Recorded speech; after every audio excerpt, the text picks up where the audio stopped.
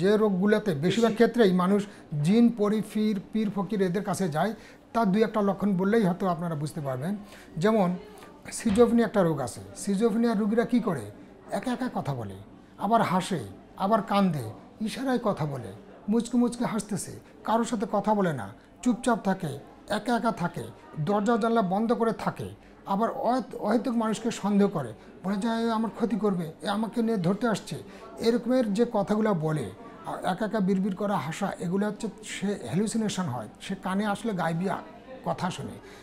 মানুষ দেখে না, কিন্তু মানুষের কণ্ঠস্বর তার কানে আসে, যে কণ্ঠস্বরগুলো কানে আসে সেগুলোর সে কিন্তু উত্তর দেয়।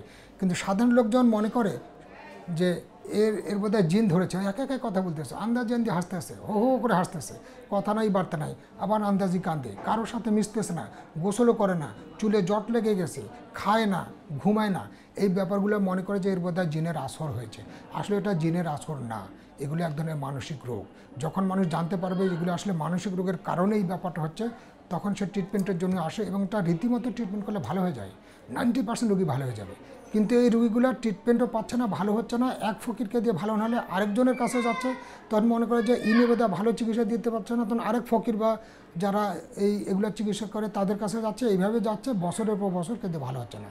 যারা জানবে যে এগুলো আসলে মানসিক রোগ, এগুলো চিকিৎসা করলে ভালো হয়, তারা যদি আসে চিকিৎসা করবে, ভালো হবে।